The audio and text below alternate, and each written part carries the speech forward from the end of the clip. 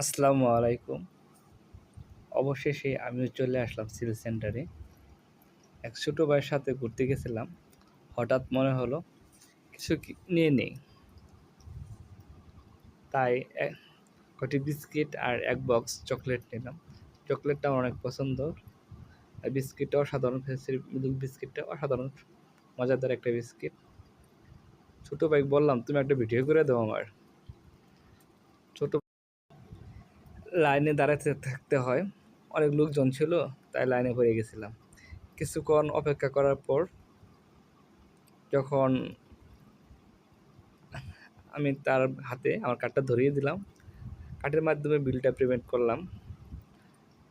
অবশেষে বিলটা দিয়ে আর অপেক্ষা করলাম না, ঘুরতে গেছিলাম, ঘুরলাম, এখান থেকে কিছু কেনাকাটা করলাম, আর একটা মার্কেট থেকে একটা পেন নিয়ে আসলাম।